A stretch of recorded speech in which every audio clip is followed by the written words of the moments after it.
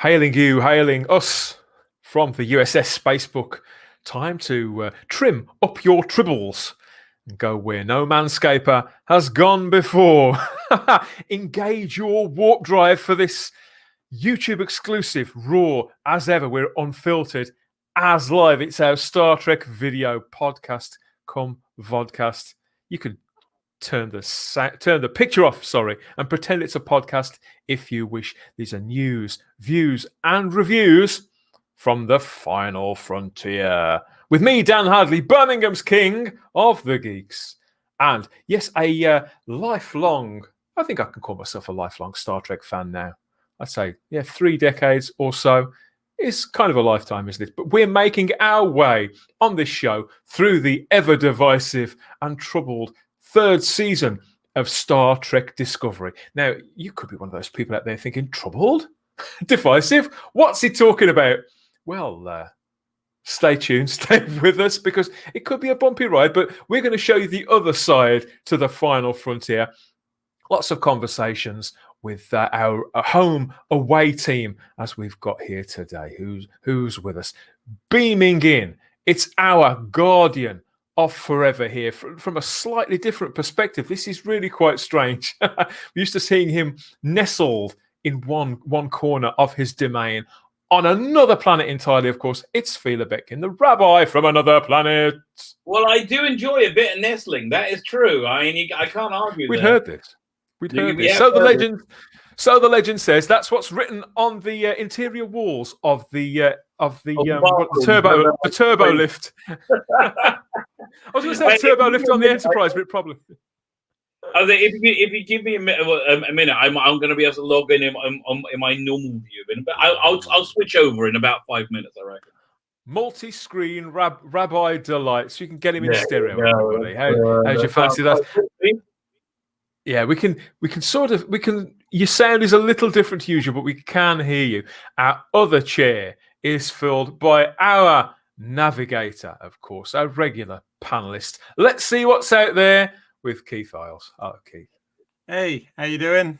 Hey, I'm good. A little bit bleary-eyed. I don't know if the rabbi is too, because as we're recording this, we were both up until practically till the small hours, weren't we? In another dimension altogether. Like 2 in the morning for where I was, at like 2:30.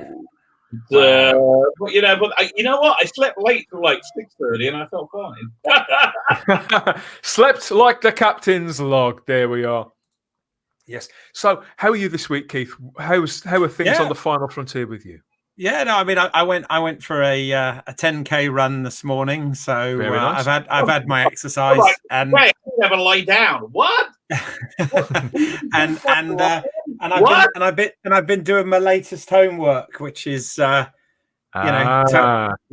Recall 4K. So very eye-catching. Is that coming up on Home Media Minefield very soon? It will be. Yes, it's already had an unboxing, which is on there, which was for this steel book. A review will be going out in the next couple of weeks, and I also hope to do a live stream as well at some point. Ceremonial unboxing. Indeed. A bit like 30 years, would you believe? 30 years since that film. It is difficult to believe. I mean, you talk about a franchise like Star Trek. Sometimes when you look back and you think, God, the Next Generation finished 25 years ago. It's almost because it's its own timeline, its own universe. Yeah. I forget that it exists in our time as well, and I still think of First Contact as quite a new film. Yeah, I know. Tell me about it. Yeah, you guys feel that too? Yeah, totally. First Contact came out before my first kids were born, so like for me, that seems like a lifetime ago. Yeah. So that was like the last thing I saw before I got married, I think. Yeah, that's one of the last things I saw before I got married. That sounds very sort of. I was at film somber. school. I was at film school when First Contact came out, and I thought it was all ahead of me at that point. Thought. Oh, before we talk too much, before we get all upbeat talking about Star Trek Discovery, I wanted to talk about this guy for a moment because I'm always finding out new things about Star Trek, particularly the classic show. It's the classic series is something that I watched when I was a kid, that I went back to 4 or 5 years ago, and literally completely rediscovered. I saw it in a totally different light, the context of how it was made and the fictional universe. But something else that hit me is that thing in between, a place that I got to with other shows years and years ago, but I started to pay attention to the names on the credits. And this name in particular really stuck with me, not only because it's a very unusual name, but because it was there for so long. I'm talking about, we've got two rabbis. We have, one is plenty enough. One is plenty enough.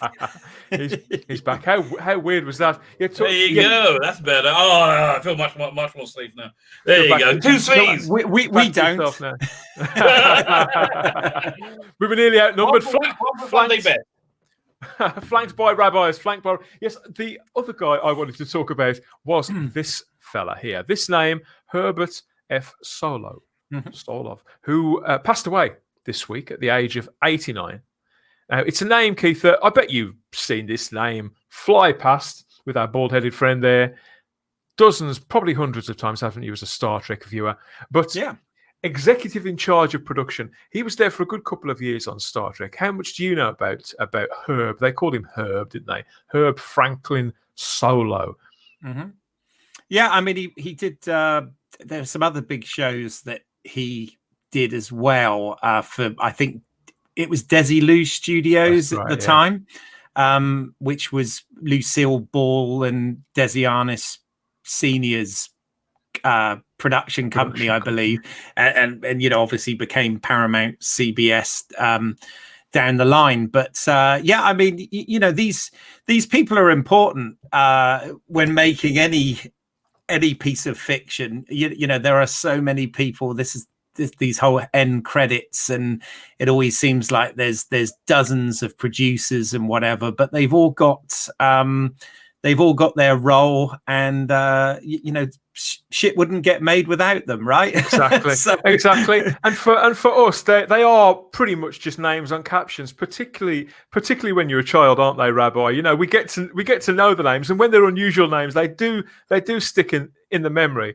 But obviously, this man, 89 years of age, huge career in television in the States, but he was the studio executive that was serving on behalf of Desilu on the entire first and second seasons of the original series of Star Trek, which, as we know, was a very troubled production on a week-to-week basis. And the fact that this man was such a huge advocate of the show, he was the studio sort of overseer, really, and did a lot of the marketing and tried to sort of muster up enthusiasm, really, for Star Trek as a concept on the Cage and where No Man Has Gone Before, both of those original pilots. He strongly believed in Gene Roddenberry as a creative force, really believed in the format. But he was a big science fiction guy as well. But he was despairing of stuff like Lost in Space. He believed that this could make a real difference. Yeah. I know. And, that was a big deal about Star Trek, wasn't it? It was. It had this real realism edge. It was aimed at adults as opposed to children. It was really revolutionary. I mean, I think it's a real shame that it didn't.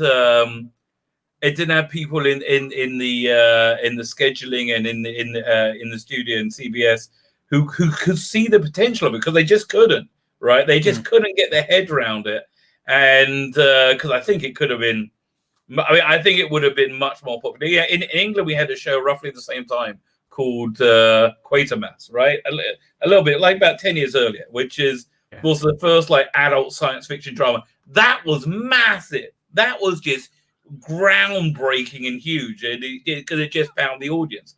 Sadly, Star Trek really didn't, and Freddie Freiberger came and killed it. But that's what he does in life. That was his job, to kill sci-fi shows. People, I think, all of these, nothing gets made, doesn't it, without the people who've created a show, for them to find allies, friends in high places or high enough places to actually make things happen. There's Herb Solov there with Leonard Nimoy. And although he was obviously familiar with Gene Roddenberry before. He very much believed in him. He was the one. This was the guy who pretty much talked Lucille Ball into Desilu getting involved with this show. Gene Roddenberry had very little to do with that. It was Herb was the middleman, from what I understand. If it wasn't for him, that arrangement, that connection with Lucille Ball just wouldn't be there, and Star Trek probably wouldn't have ever been greenlit. That's a very sort of simplified version, but from everything that I've read or heard about it, that's pretty much how it happened. So he's a key figure, and the fact that I'd never actually seen a picture of the guy until this week, I felt a little bit guilty about that. Yeah. Because this show's brought me so much pleasure, particularly in the last few years. Come to think of it, so I thought it was worth just tipping a hat to and doing the old live long and prosper too. There we go. Still not brilliant at that, but I 89, long life, and he did have a really long career. Worked on Mission Impossible, various other shows directly afterwards, and continued to work in film and television until his retirement. He was very proud of his association with Star Trek, and I think he did write one of those big books. I think it was called Inside Star Trek. Had a big silver cover, and it was him and Robert Justman, somebody like that. Bob Justman. That's it. Yeah. So he was always in the trenches telling his story. So I would imagine that everything that he had to say has been said.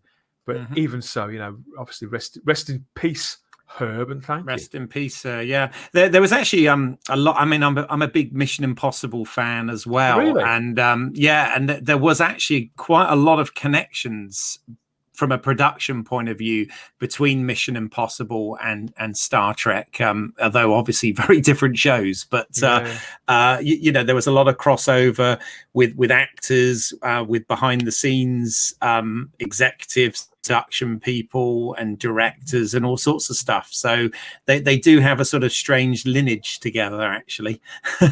Were they both shot at the same studio? Because that was an MGM production, wasn't it? No, it was another Paramount Desilu production. Okay. And they were shot on the Paramount backlot. I didn't realize it was actually Desilu too. Yeah, Melrose Avenue or whatever it is out there. So but Mission Impossible, that's a whole nother discussion, I know. But I'm a big fan of old and new. I love. Well, I grew up, we had reruns like in the 80s when I was a kid, and my dad had always been a big fan of Mission Impossible. So I got to. It was kind of our evening time, weekly watch was videotaped from whenever it was shown, but Mission Impossible, and we did that. And then of course I'm a massive fan of the movie franchise that we have now as well. So as you know, I'm a big Bond fan as well, but I could almost argue that the last couple of Mission Impossible films have actually, for me, been better than the last couple of Bond films. I would agree with you, and I love James Bond. I am actually, this is a tangent, but I am just utterly confused and terrified about this next James Bond movie. Everything I hear sounds terrible. Everything I see looks fantastic. So I don't know, again, there's lots of people out there online that want to. That want to rubbish all this stuff before they've actually seen it, and I just say, let's sit tight. Whenever we get to see it, we get to see it. But let's judge it on that. Times I really want to go into things with an open mind, but I've been burnt sometimes. But hey, interesting thing about Mission Impossible, the guy from the first year before Mr. Phelps, what was it? So they got rid of him because he was Jewish. And he became religious while making it, right. Which means he couldn't film on Saturdays. They're like, well, we'll give you Thursday off. What's the problem? So, but that's why they canned him. Because, and now I believe his son is like super, super, super ultra orthodox and very, very wealthy. I think he owns the Israeli equivalent of Home Depot. So there you go. Wow, this is really it was Dan Bridger was, I think, the name of the character. If memory Right, serves. Bernard Hill. He ended up Bernard Hill. Yes, that's right. And I've seen so little of Mission Impossible. I've sort of awesome. bits and bobs here and there, but I did really like what I saw. The 80s revival, right? The 80s. Remember the TV show they brought? Jane Butler. They did like about 14 episodes or something, and I enjoyed it. I think it worked. It was kind of, well, some of them were actually remakes of, because of it came out during that writers' strike in the late 80s. Yes. So the first few of them were actually remakes of the 60s episode, only put into the 80s environment. And they did that for a few, and then it became, its regular thing. And it did sort of serve as that bridge, if you like, between the original series, which, ran for like 7 seasons or whatever it was, and the first Mission Impossible Tom Cruise movie. And those 2 seasons of the 88 series kind of almost work as a little bit of a can you imagine? I'm actually amazed. Just this is a real tangent, I know. Talking about Mission Impossible James Bond. So the story was that they were trying to sell No Time to Die to streaming services they needed like $600 million was the price tag, and they couldn't sell it for that.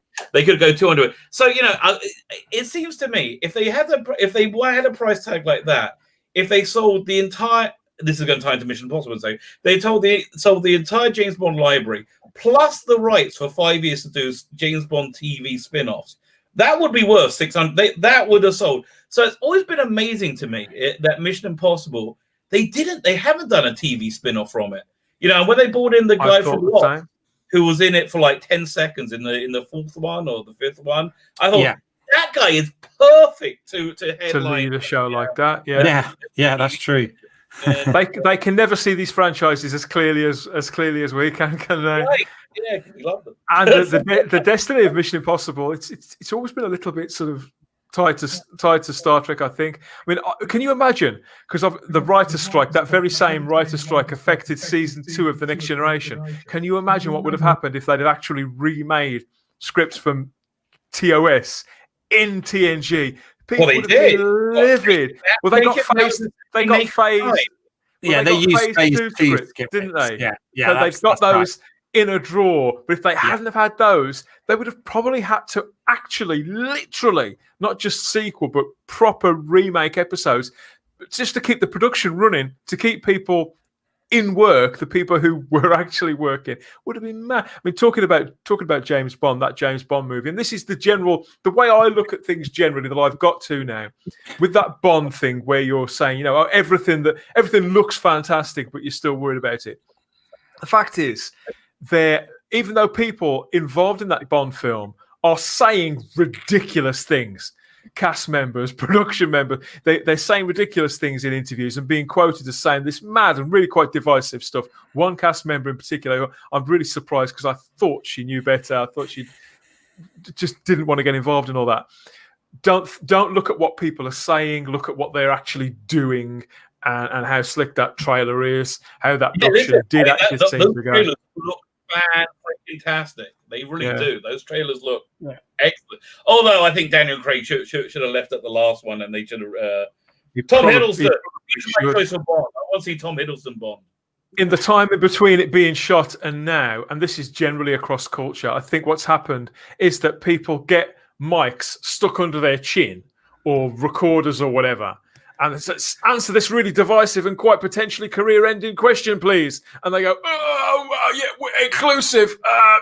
And they just spit out all these words which they think they should say into something resembling a sentence. And that's enough to keep whoever's put the microphone in their face pretty much pacified. And the Star Trek cast members are sods for this. I'm sorry you are, particularly cast members. Actually, no. Some of the TNG lot, come to think of it, you know who you are. Yeah, but they all do it. It's as if to get. I don't think they even believe a lot of the things they say. They all listen. If you have to, generally speaking, the entertainment industry proves to me that you have to choose very carefully the community in which you live in, because you become subsumed by the beliefs of that community, right? And so They all believe this insanity. They like even reasonably sane people. They all believe this. Like America is, a place with white supremacists everywhere, and they all believe this crazy stuff.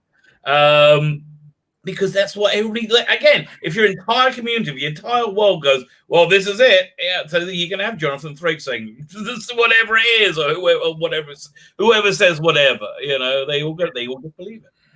Maybe if we're lucky, the rabbi will do his Kate Mulgrew again before the end of this. Like, ooh.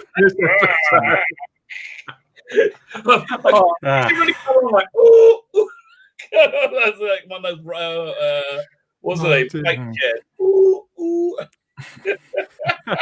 The look on Pete Mealy's face on the last show. Oh my God! Yes, I felt that. Yeah, Pete sends his apologies. By the way, he wasn't able to join today.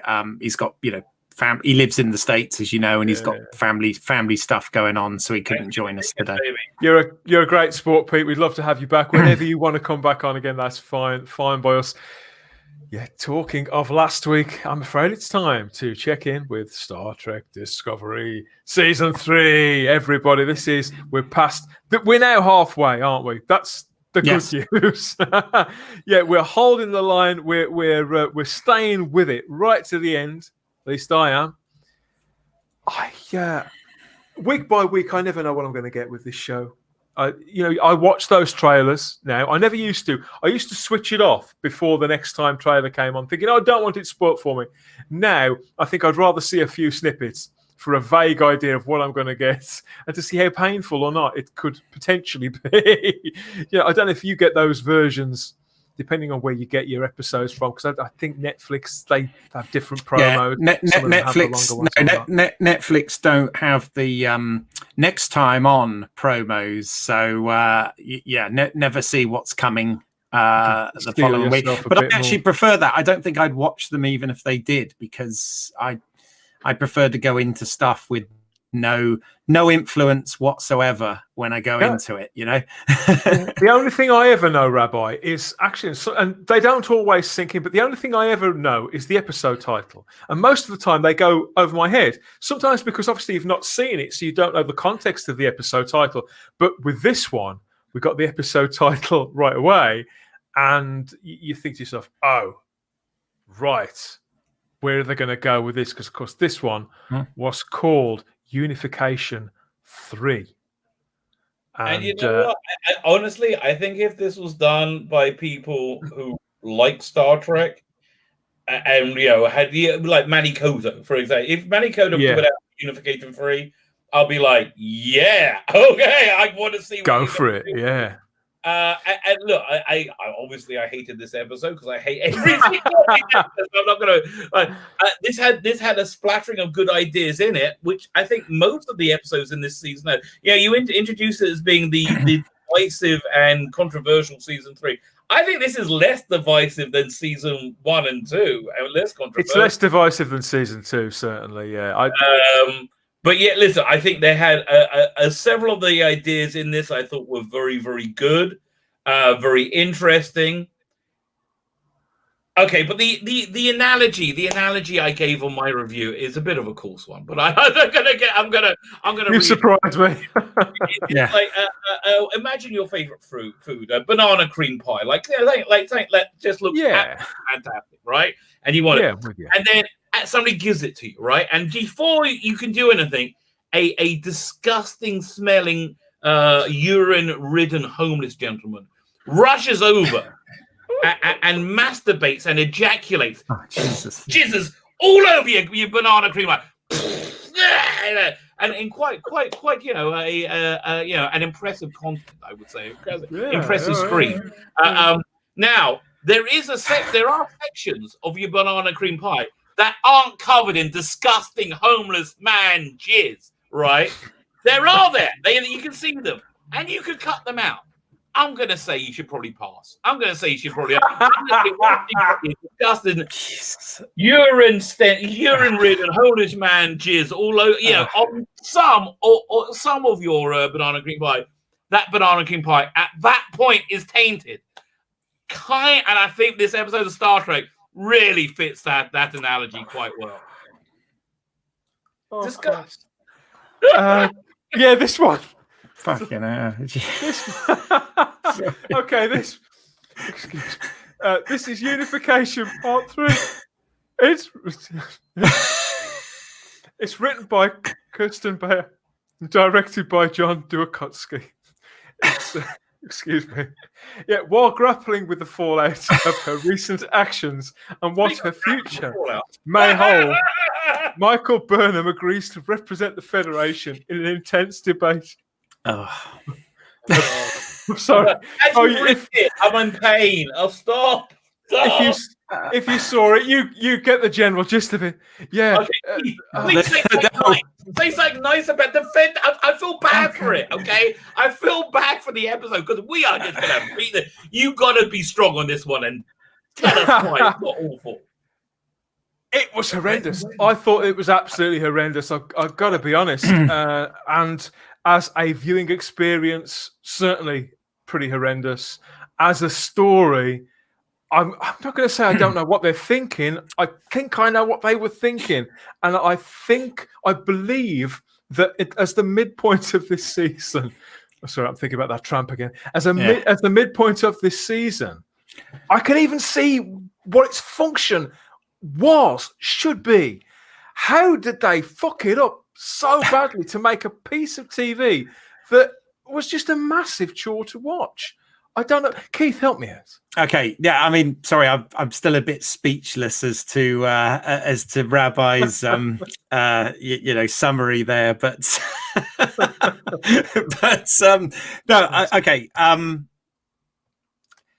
I didn't totally hate it. However, before everybody starts going mad and this was the weakest episode of the season for me, for sure. Okay, and I was trying to because New was coming on this, so and obviously I recorded the show with Pete yesterday for Let's See What's Out There, our show, and Pete hated this a lot. I defended it a little on that show compared to Pete, so he didn't like this. And I was trying to figure out, what is it about this? What is the problem here? Because it's definitely a problematic episode. And as Rabbi rightly said, there are some interesting elements in this that could have been turned out quite good, but sadly it didn't. And the other thing, it's good ground, isn't it? It's fertile soil to get into. It's fertile soil. I went back and watched. I knew the title going in, and I did go back and watch Unification 1 and 2 of the Next Gen, just to sort of get up to speed with that stuff. And obviously, you say Rabbi said, it's written by someone who doesn't like Star Trek. Ironically, Kirsten Beyer is actually a lifelong Star Trek fan, and she's written numerous novels of Star Trek over the years. Really? She's written for Voyager. She wrote quite a lot of Picard. I know you weren't fans of Picard anyway, but she was one of the creators, developers of Picard, and this, I believe, is the first episode that she's written of this season. And my overall feeling of this, and it's kind of ironic, is the reason it's ironic is because we're dealing with Vulcans and Romulans here, but she crafted a very emotional episode that was absolutely devoid of any logic. I mean, that's how I would sum this up. It's almost like Pete used the term manufactured drama, which I thought was a really good term.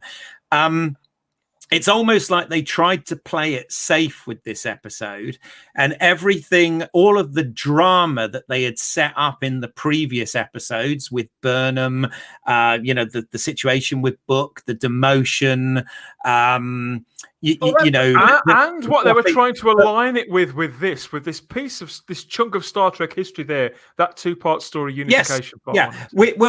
I think the one thing. Let's look at what because there's a lot of problems with this, but let's look at the one thing that I think they did do quite nice and respectfully, and that was having the Nimoy video there from, even though that makes no sense actually, because he had that conversation privately with Picard in I only know this because I literally watched it before watching this, and I was like, well, how did he record that then? But anyway, that aside, they had that, which was respectful. They also respected Anton Yelchin, who died tragically in 2016 by naming one of the vessels the USS Yelchin. Little things like that I kind of liked. But yes, this made no sense whatsoever. There were way too many coincidences in this, and they kind of undid a lot of what they'd set up previously, unfortunately, for the case of logic. Well, no, for the case of emotion, saccharine, schmaltzy emotion, which made no logical sense. And as I said, the irony here is it's all centers around Vulcans, so it should have been logical, right? Kirsten Beyer, like you say, she's got decades of this stuff. I remember when she came onto Voyager, and people quite rightly celebrated the fact that somebody had come from the fan community, and was now writing on the show. She made a huge impact. Her books sell really, really well. This woman is really respected, and she's written some of this stuff before. I didn't like what she did with Picard, but one could argue that at least it was a whole thing. It was an entire take for me to reject. She's steeped in the lore, and apparently there are lots of little nuggets in here that track back not just through Star Trek, through TNG to TOS, but stuff from that expanded universe, noted bits of fan fiction. And things like that, extraneous items of expanded universe texts that the fandom has sort of hung on to since it was published in the early 70s. And she's incorporated it into this. And yet it's not really a script. Like you say, Keith, that I think the word is melodrama. It's all, there are reams of speech, but no conversation. And this being Discovery, Rabbi, of course, there are many, many tears are shed. Did you spot that? Yeah. I mean, there's so much to talk about. I did. I mean, of course, I was thinking, knowing that I was coming on this, and obviously I've been an advocate and a defender of the show every week. And you have. And as I said, that there were bits of this that were enjoyable. However, I can't really defend the fact that this story makes no sense. It undoes a lot of the stuff, a lot of the goodwill almost, I think, that they were doing in previous episodes. And of course, I knew, that I know I'm in the minority here, but that I love Michael Burnham. But they did nothing in this episode to help the case for that. by making it all about as much as Michael Burnham loves Michael Burnham. No one below him. I mean, my favourite line in this was the fact that the Admiral Vance, at one point, he tells them what this mission is going to be. He fills them in that Vulcan isn't even Vulcan anymore. Which, to be honest, in theory, this is 800 years later. I've got my suspicions about where they're going with this plot. I thought that was okay. I did. I thought the whole unification thing was like, especially post Romulan being destroyed. Clearly said in this, not in the JJ verse. Yes, in the which is very interesting of itself. Yeah. That's a really organic idea that really totally works. Yeah. I think the one thing that it did do well was the if you like, the world building and the fleshing out, the continuing from the unification stuff of Romulus and Vulcan. That stuff was actually done quite well. It was just all of the stuff around that made no sense. Like for example, the fact that since the burn, Navarre, as they're now calling Vulcan, now it's dual populated, pulled away from they left the Federation, and they sort of pulled away from that to develop their own way of space travel, etc. and didn't really want to have anything to do with the Federation. But then as soon as they say, Spock's foster sister, who, by the way, as far as history is concerned, didn't exist anyway. Right. But foster sister. Oh yeah, fine. Jump on over then, and we'll give you an audience and stuff. So straight away, that was like, what? That makes no sense. Well, my favourite line of the entire thing, Keith, and I think I could probably get this on a T-shirt, is when Admiral Vance, who I still think he's really cool, with that face and that hair and that beard. He looks like a hawk, doesn't he? He says, get in touch, send a message back to what's it called, Nivar. Tell them Michael Burnham is coming. Yes, yeah, no, I mean, all you need to know. I face palmed at that point because I thought thought to myself, my God, Rabbi is going to have a field day with that line. So I face palmed. But here's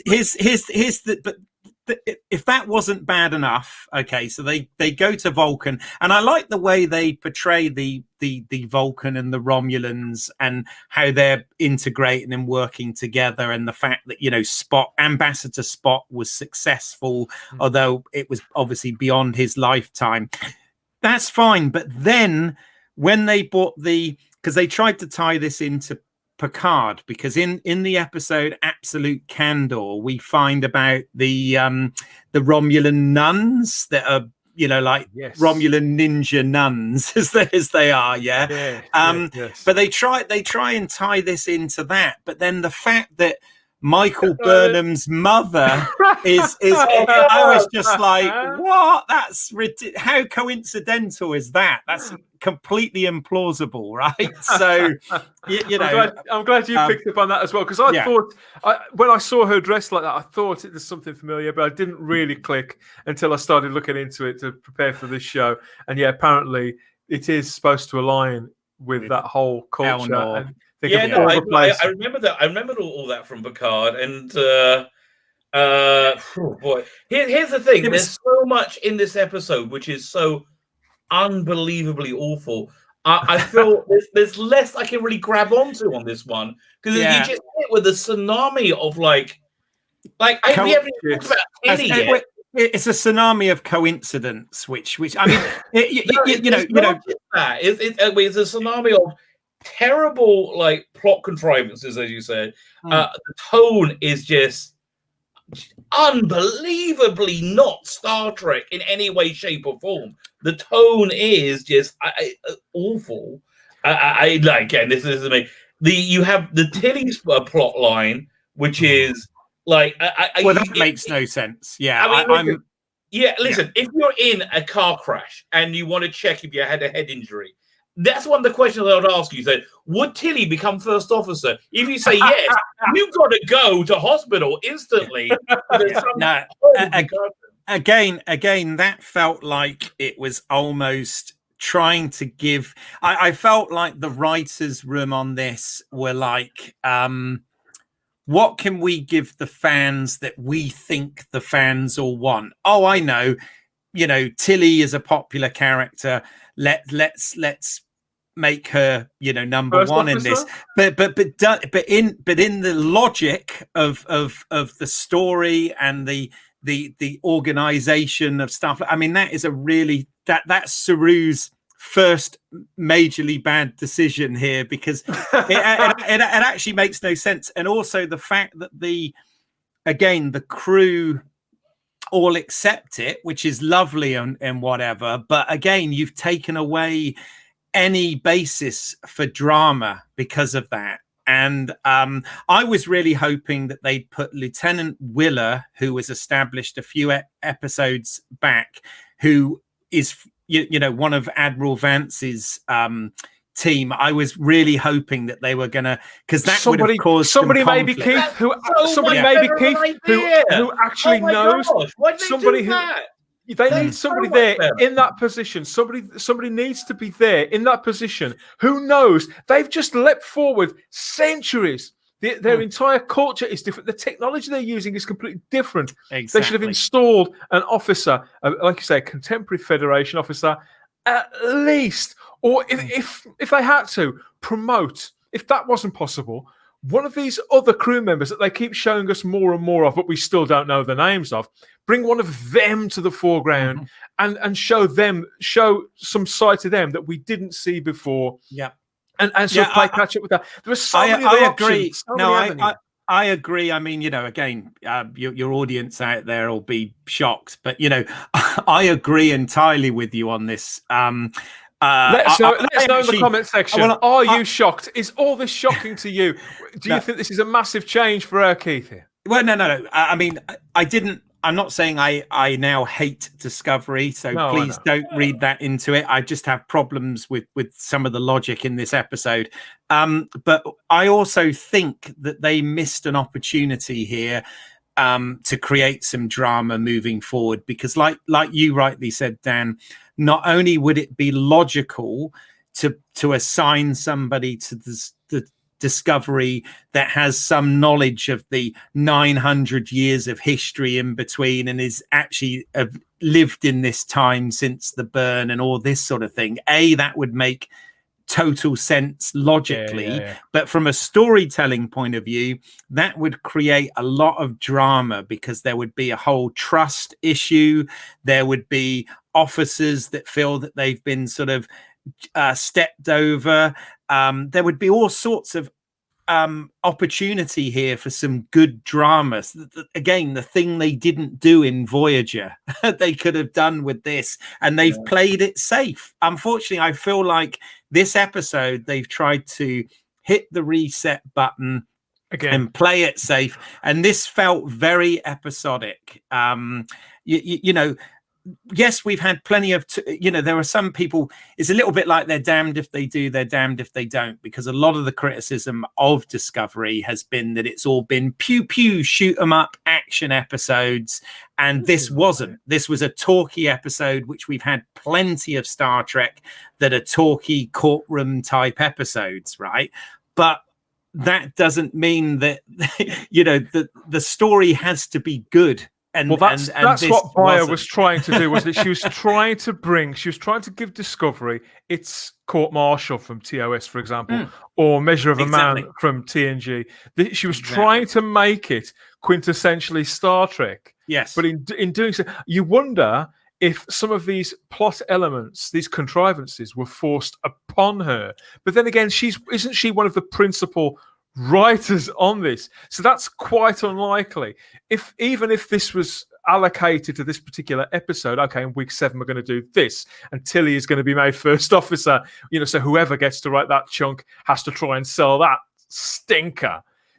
So that could be a possibility. Listen, I do get the impression there's a lot of this.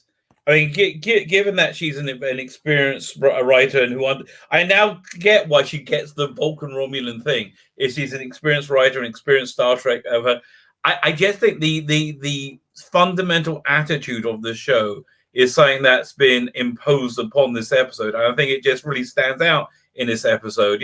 There's Robert Meyer Burnett pointed out, and I find it hard not to see this now. There's this weird like.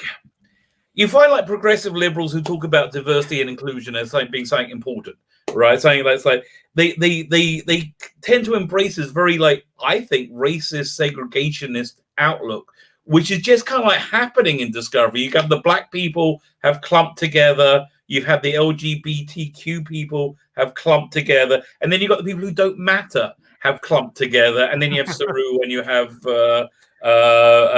Michelle Yeoh's characters.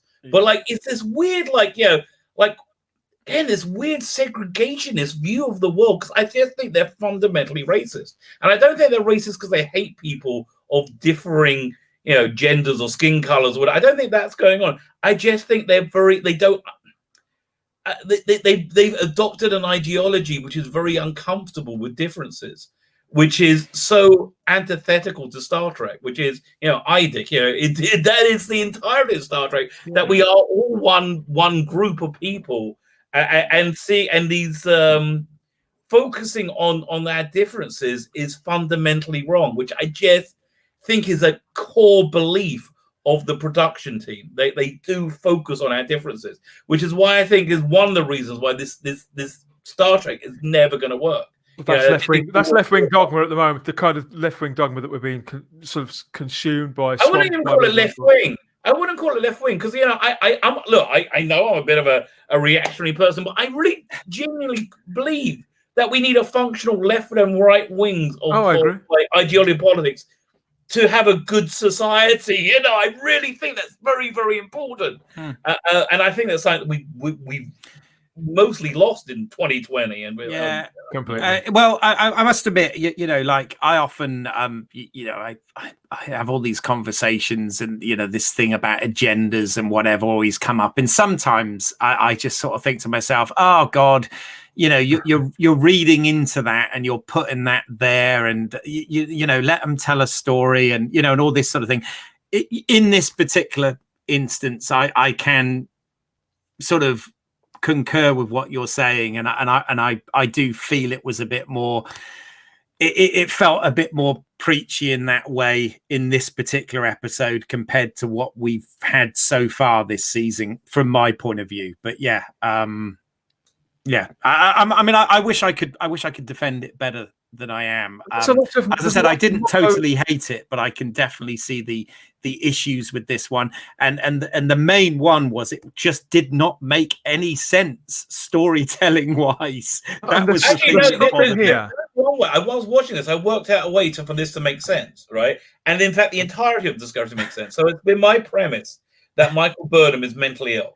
And I think we see that quite a lot in the show, she's and then she's hitting people in the face, and she's like these crazy mood swings, and she has this real delusions of grandeur and sensuality. So I think Star Trek Discovery could be understood as this is Michael Burnham's mentally ill, delusion-filled perception of reality, in which she is pivotal to everything, that she is the most important thing ever and pivotal to reality. And I just think that's maybe Lower Decks is in this crazy worldview that she's got, and then it makes sense. They mentioned that, didn't they? They mentioned that when she was in. They mentioned that when she was in bed with Book about having this Messiah complex, and yes. This is the second week. This is the second week where they've poked fun at their own their leanings and the excesses of the show in the past. But that doesn't make it okay to then keep doing it. A wink and a nudge at the audience. Yeah. If you know that this stuff doesn't hold water, it's not credible, you don't carry on doing it. Just think, do you think we like it? Yeah, I was disappointed this week with the handling of Book, because basically they completely sidelined him in this episode. The character is already unrecognizable from who he was in. Yes, yeah. Well, what I thought was the worst bit was when at the end, everything was tied up in a nice bow. Everybody's happy. The Vulcans said, "Oh, here's the information that you wanted. That's fine. You can have it." Tilly gets made first officer, and everybody's fine with it. But then the icing on the cake was Burnham goes back to Book, who's been sat in the cargo bay all episode, and says to him, "Oh, you know what we were chatting about when we were in bed earlier? Well, I've decided now that I'm staying. This is where I belong." She's telling him, in other words, they're not having a conversation about it. She's telling him, and he just goes, "Oh, okay." And that bothered me. I was like, hold on a second.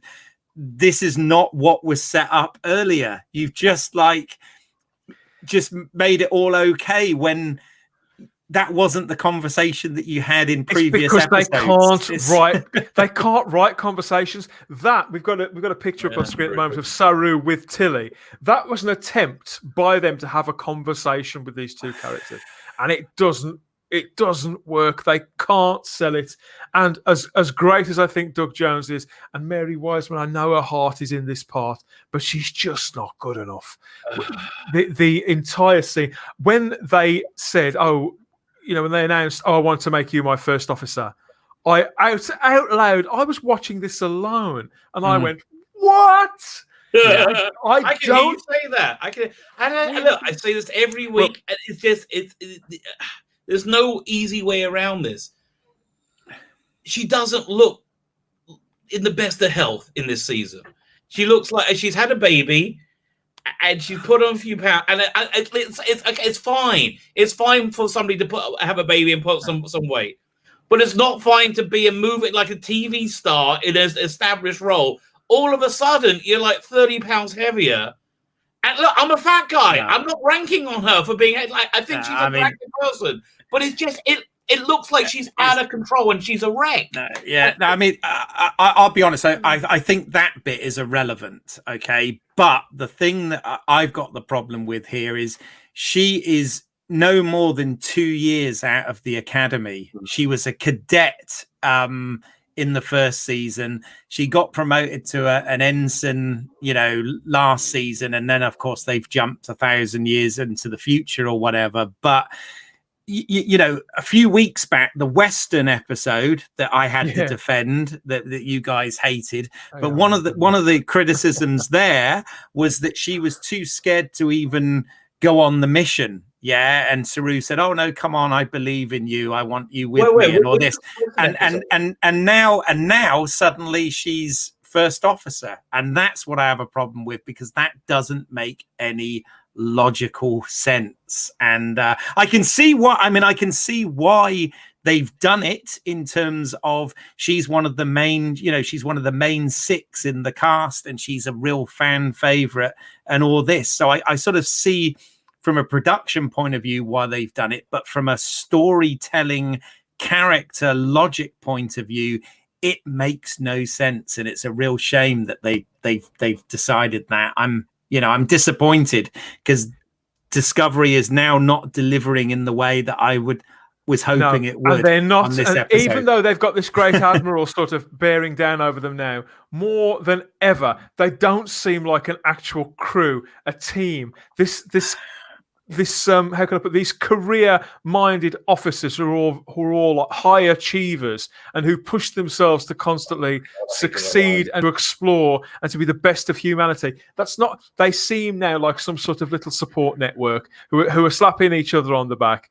You're going to be first officer! Yay! You get a car! You get a car! You get a car! It's all that kind of. You know what they seem like? You know what they seem like? They seem like a clump of these like cyber bullies that are in fandom. In fandom, I think fandom's been invaded by, again, these very young people who are predominantly cyber bullies, and they can't stand people being older than them, and I say that, and they can't stand it. It seems like a little clumping of the Discovery seems like them, right? Which is, I think, who they relate to and who they appeal to. I have to say, I mean, that scene, I felt really mixed emotions, because on one level I thought, it's quite nice the crew have all come together and they're happy and on all that, but then on the other hand I thought, oh, this is so schmaltzy and saccharine laced and just doesn't make any sense. So yeah, I was there like, and I was actually thinking at the time, I was like, can I defend this? Not really. And by directly, not even the head canon can sort that one. And it makes it more of an insult. It makes it more of an insult that they call it Unification 3 as well, because although the story, the narrative is picking this up, however 800 years later, that original 2-part story, which I am a little bit indifferent to, if I'm honest, I find it's a bit boring. I find it a bit flat. But the sentiment behind it. Well, that 2-part story existed solely to promote Star Trek 6. That was that was it. It was only that. So clearly, that's what. I'm responsible for what happened to Captain Kirk, but you'll only find out in the cinemas starting from the November. That's totally true, because they actually reference the whole Khitomer conference and all this, which is what Star Trek 6 was about, and it came out the same year. In fact, I believe those episodes were broadcast about a week before Star Trek 6: The Final Frontier hit the cinema. So you're absolutely right. It was those done 2 episodes, as a stunt. All of that is nailed down, though, isn't it? It's very fit for purpose, probably too fit for purpose. And if it's got a problem that does sort of make it seem a bit flat, I think that could be it. That its framework, its mechanisms are all showing. So it's not like it was perfect Star Trek, but it is unique Star Trek. It is very evocative Star Trek that speaks of a specific time that I've got a lot of fondness for. So to directly sort of bolt this onto it like this in this slapdash method, a script which is next to non-existent. Again, they got the continuation of that in terms of the Vulcan Romulan world building and even referencing what happened at the with Romulus and the supernova and all of that sort of stuff. They got that right. That bit I think is solid and fine. It's the story that takes place around it, and it's the fact that they get another clue to the burn just handed to them. I mean, this trial was supposed to be really difficult, and she ends up saying, "Oh well, forget it. I withdraw my request for it." Look at Michael Burnham's beautiful face there. That was about as hard as things got. A slight frown, a slight tilt of the head. She might as well have spent 15 minutes saying, "Oh, go on. Go on." Yeah, I mean, her mother did tell her a few truths, and also she did get a slap down by Tilly as well at the beginning about going rogue the previous week. So I mean, there were a few little things like that, but it's just being bollocked out by the Cookie Monster, wouldn't it? I've been carpeted by number Tilly. one now. It's I have to tell you, her demotion, like my problem with her demotion last week when they were like all in fits of tears because had no practical effect whatsoever. No, you're right. They totally dropped it. Yeah, they exactly. It's exactly what I knew. Last week, to be fair, you said last week, and I said, "Well, hold on, we haven't seen what happens yet." But you sort of said that that the end was, she gets stripped of rank and more or less, throws it back at him by saying, "Oh, you're doing the right thing, Saru," and you were quite hard on it. And I said at the time, "Hold on a second, we that was the end of the episode. We don't know what the outcome's going to be. Let's see it play out." Well, unfortunately, it has played out, and I'll be honest, it was unsatisfactory. was the outcome. So yeah. Why was the acting You're the kindest man I've ever met. I have to tell you. And I met people who you're one of the kindest people I've ever met. And I met people who have raised orphans.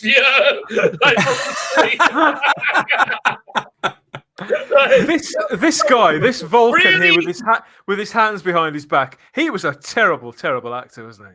Did you see him? Well, yeah, it was kind of a one-note thing, wasn't it? Yeah, you kind of had good cop, bad. You had good cop, bad, good Vulcan, bad Vulcan, bad Romulan, and then good Romulan, didn't you? Although interestingly, the guy on Burnham's side was the toxic white male, really breaking the trope, which I was kind of amazed about. Toxic white middle-aged male. And how many episodes are we into this season now? Was that the 7th one? That was the 7th. Yeah. I thought it was. So this we are over halfway now because it's 13 for this. Now they're doing a whole nother season. It's like there's no light at the end of the bloody tunnel. Well, I'm trying to work out week for week. Okay, these are Vulcans we're talking about, so it's par for the course. But week on week, we've had a stern-faced, cropped-haired, frowning woman as our point of contact with whoever we meet. Whichever civilization they go to, whichever social group they're interacting with, there is it's always a female character, always speaking in exactly the same way, with that look on her face, barely a flicker of any emotion at all. Like I say, okay, these are Vulcans this time, but it's been week after week after week, and I'm getting so bored with it all. We did see some progression between Michael Burnham and Book there, with them finally getting it on, if you believe that they hadn't before. The cut-priced Idris Elba. To basically who he is.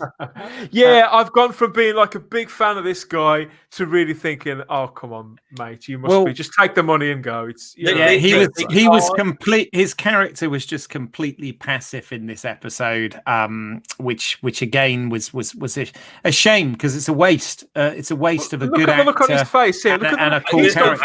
He's gone from Han Solo to now being her. He was never Han Solo. No, but I think that's what they're trying to do with it. But he's I now don't think her so. pet. He is now perfectly happy. I'm happy just holding on to this woman. And she's barely, I can see he's there, but she's already looking disdainful into the middle distance. I mean, listen, I challenge you. I challenge you to find a black character. And I am saying it's like specifically with black men. The only black men they can write in the entertainment industry right now and for the last few years have been effeminate, emasculated men. Every black man, every role has there's less choice for black male actors now than in the 1950s when they're all going, yes, a mazza, there's less nuance and less choice now. Because this is all they're allowed. I was disappointed after I defended that so strongly last episode because I was really there saying he had not been emasculated in any strength in any way whatsoever.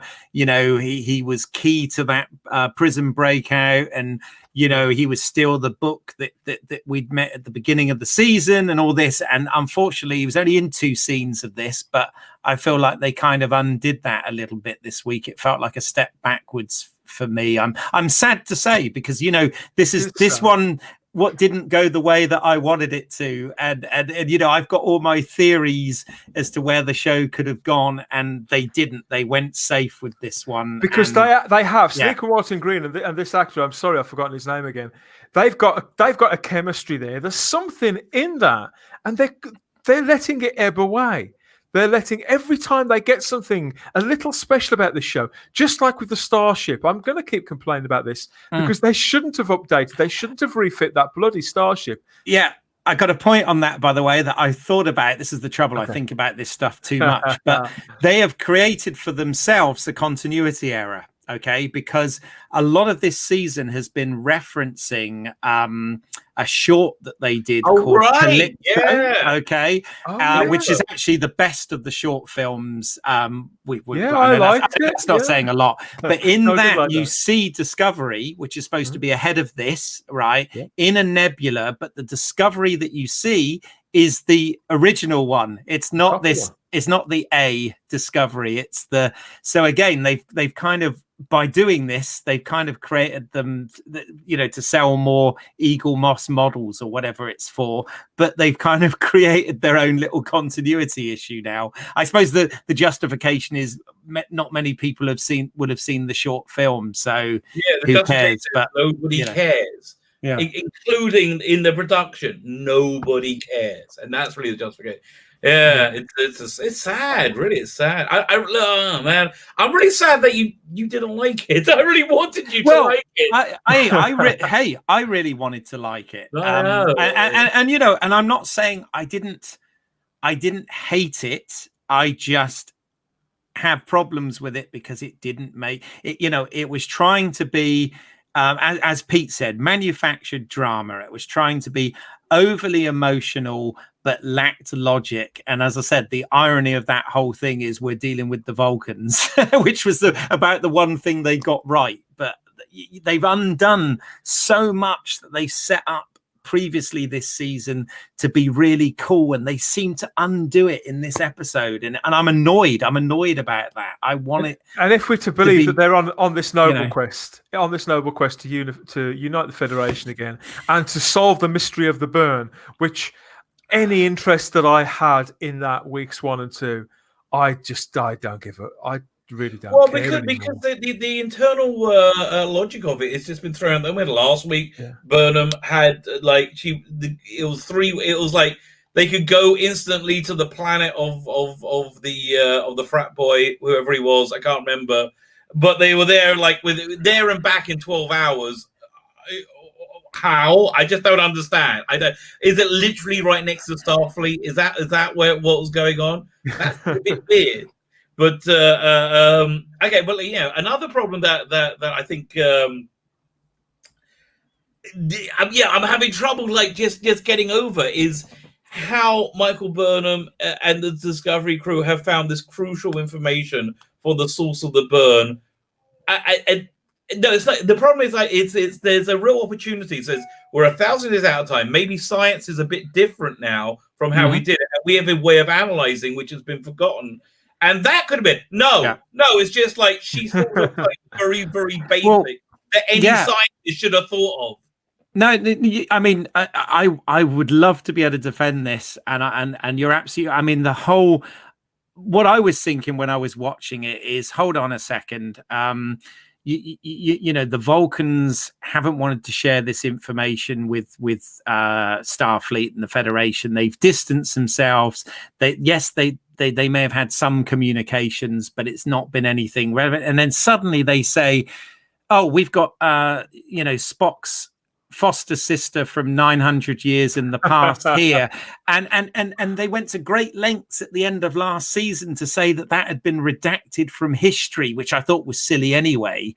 But there was no record of this. So why does the future Vulcan have knowledge of Ambassador Spock, who has been at this point dead for hundreds of years? 800 years, 700 years, whatever it is. You know, that he had a foster sister, because let's be honest, she's human. She's not, and then for her biological mum to be involved in all this as well. Just like that's madness. And I'm the one that wants to defend this, but even I can't. You know that. You know what this is like. I'm looking at your Total Recall behind you. You know the scene in Total Recall where the guy shows up from the ad, right? And he says, "You're having a psychotic breakdown, and if you don't come with me, don't take this pill now and come with me, everything's going to explode and get much worse, right?" And then he starts seeing the guy sweating and says, "Why are you sweating?" And then everything goes crazy. The wall explodes, everything. That's what I think's going on. I think Burnham's psychotic breakdown has just got so much that they can't retain the logic of it. Actually, I have to say, because of my different attitude to this show than Keith, that there's something that doesn't bother me that bothers you, right? I don't care when they have things that are completely illogical, right? I don't care when they forget plot points that are very, very important of 8 episodes ago. 8 episodes ago. It doesn't bother me because that's what I expect this show to do. Because it's done it at least 4 times. I mean, at least 4 times it's got major plot points between scenes, not even between episodes. Like the whole thing about Spock going crazy and killing people, that makes no sense by the time you get to the end of the season. Wasn't it? Yeah. You know, like the whole thing about the Mirror universe. They have a different lighting. No, that's gone. That's silly. Yeah. Giorgio's not wearing sunglasses everywhere, which she should be by that rationale. But but forgetting season 1 and 2, we don't. You know, they had a real opportunity here. They had 6 episodes where I felt that they were really delivering some good Star Trek, despite what everybody else thinks. You know, I was enjoying it. I feel let down by this week, and okay, you know, Keith, that's it. Raise you up. I'm going to say something else good about this week's episode, right? Go on then. It stands out. Saru's interaction with the Vulcan. Yeah, that was okay. I felt that felt really Star Trek to me. That felt like really organically, genuinely Star Trek. They even brought in the needs of the many outweigh the needs of the few and all of that sort of thing. Yeah, no, I mean, again, I've said it already, but the world building for Vulcan and Romulan unification in this episode was fine. That bit was fine. It was just the the other stuff. Well, it was. I mean, it was, as I said, it was the way they get the information that they're, the MacGuffin, if you like, about the burn. That made no sense. Tilly being promoted made no sense, and Burnham's mum showing up made no sense. You're allowed one ask. If you had one of those things, I could say, well, it's sci-fi, it's fiction. You've got to just go with that. But the fact that there were like 3 or 4 big asks in this, that's where they lost me. It was just the logic. I was like, that just makes no sense story-wise at all. And also, I'm just disappointed that they undid some things that I thought, or should I say, in my head, I thought they were setting up and they haven't done. So I feel like they've undone them. They actually may have never been the plan in the first place, but I'm disappointed. What can I say? It's a hard show to stick with and to keep any sort of faith with. And it's a hard show, more weeks than not, to allocate an hour of your viewing time aside to watch. Really rough. I really do. I really do. Whenever I'm watching it, I'm thinking I really want to be watching The Crown. I was just about to say exactly the same thing. There are so many other shows, but particularly The Crown, because that's quite addictive. I thought, I could watch another one of these instead of this. But it has really disappointed me this week. I don't know if we're still keeping scores. I don't know if anybody's got any shields left. Rabbi, could you give this one a score out of 10 at least? Anything? Oh my gosh! You have to invent new math, really. I mean, you have to invent new chaos theory math to try and. I mean, there's just so much bad about this episode. It's absolutely terrible. You got all the schmaltz. You got the breaks in logic, which again didn't bother me not that much because I expected it to happen. You got the tone, which I think was awful. How do you rate it? I don't know. Slightly better than being raped in prison. Oh man. Okay, that's a pretty low bar. I'd give this a 2 out of 10. How about yourself, Keith? Yeah, well, I've obviously been scoring them all very high. There was some stuff in this I liked, but I can't give it more than a 4 out of 10 for this episode because there was too much wrong with it. A big ask, isn't it? I'm trying to think how do I justify my 2? I'm actually rethinking that already. I like it as I said, I like it as a sequel to Unification and a resolution to what Ambassador Spock was trying to do in those 2 episodes and in the beginning of Star Trek 2009, in terms of what he was trying to, his dream, his vision.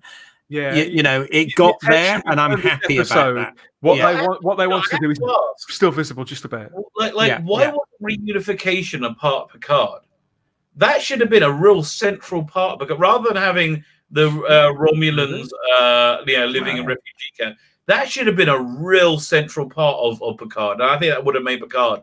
A lot better. Yeah, that would have made a lot of sense. I can't disagree with that. Because that show, that was quite.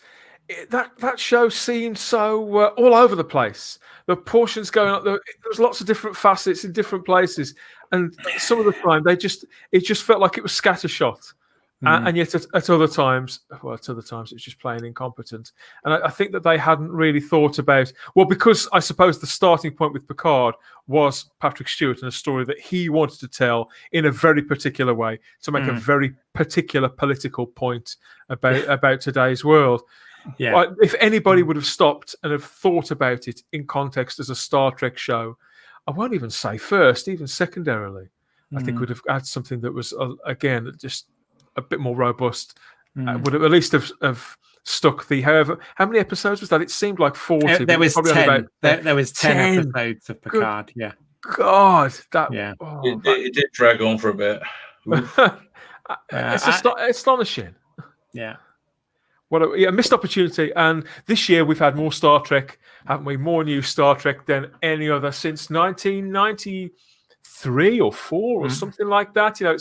And to think that so little of it has felt like Star Trek, and that we latch onto little scenes like you described earlier on. You talk about that one moment, Rabbi, between Saru and the Vulcan. There are little moments like that, and we grab those. That Star Trek there. It would be nice if we could have an entire episode. It's a beautiful banana cream pie covered in disgusting, urine-ridden homeless man jizz. It's what it is. It's just what it is. And listen, I have nothing against disgusting, urine-ridden homeless men. Just of them jizzing on my banana cream pie. And even I think they should have the right to jizz whatever. Yeah, but it's not on my banana cream pie. I can't really say much fairer than that. Star Trek Discovery continues on Netflix and CBS All Access later in the week. Who knows which dessert will fall into the line of fire of this particular tramp? I haven't given up on it yet. This is. We can't for our own sanity, Keith. You make me feel like Star Trek, Phil. You're just so optimistic, okay? You are the living embodiment of Star Trek. You really are. You have to find the joy in these things. Okay, you're right. Yeah, but yeah, gentlemen, it's been a joy as always.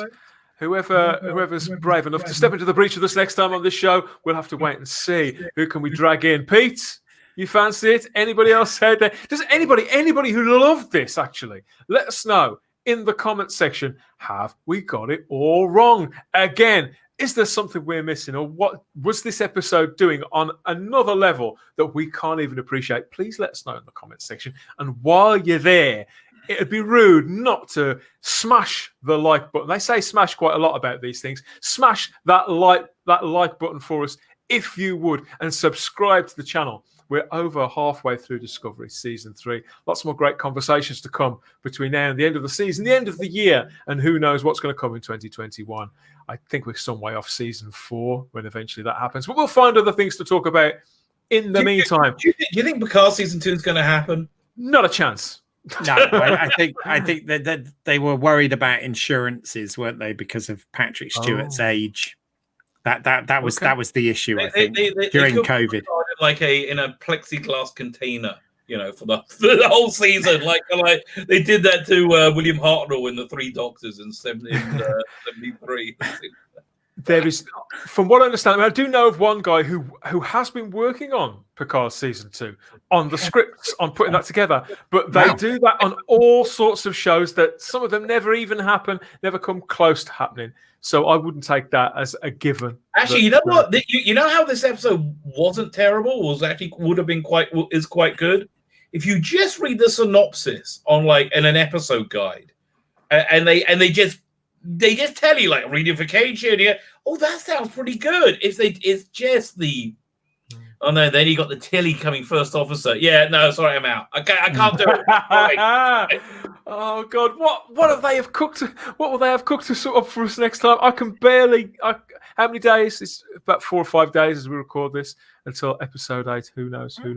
Would you like to plug anything while we're at it, Keith? Let's see what's out there coming out. Yeah, well, let's see what's out there. Will be out this week, and Pete and I, drill into this episode and have quite a long discussion around it. There's also Let's See What's Out There Plus, where we're discussing the latest episode of The Mandalorian, which was a great episode, and fantastic home media minefield for more unboxings, reviews, etc. So please check that out also. Thank you. Rabbi, I bet you've got loads planned for this week. Oh, I always got lots to plug. You know me. Firstly, go to my channel. And subscribe to my channel. I'm like, I don't know. As I'm saying it right now, about four subscribers away from getting to 1,900. However, wow, that's amazing. That's amazing. Put those subscribers off me in a second. YouTube has been on a subscriber erasing frenzy ever since the election, ever since the US election. So I don't know what my connection is to the projected president-elect, the incumbent president, and the voting and the vote count. But there's some weird thing going on where all of our math is going. Well, I don't know. So there's that going on. Also, very, very important. I'm sure Dan is going to put this in the video notes. Go and click there. There is a sign up, an email list sign up for my Indiegogo, which is we're launching in about. I have 2 graphic novels. I'm going to be launching in Indiegogo about them in about 2 weeks. When I get enough people saying, if you can click that link and add your email address. So that obviously we're not going to sell it to anybody. Listen, all your data's gone anyway. Facebook and Twitter know everything. They own you. There's no privacy. But I won't add to that. Just join the email list and listen.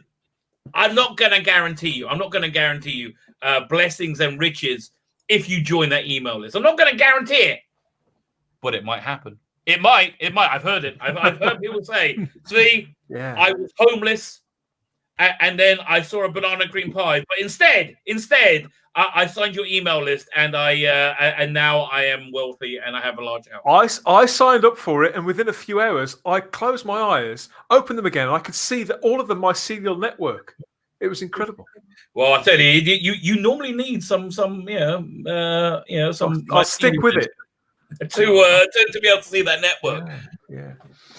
That about covers it. There's more coming up on the channel this week, as always. More of this last week. More Doctor Who. Where are we? We've got. I'll flash this up just in case you missed it. It was Doctor Who Day the other day.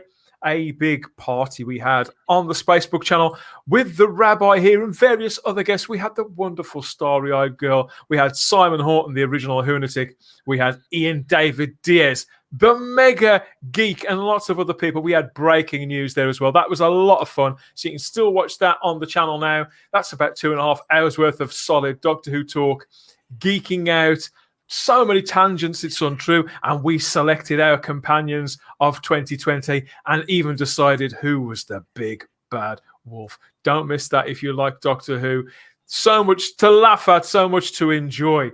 And later on, of course, we've also got this. We have the Blake 7 podcast, Teleport. A third episode drops this time next week.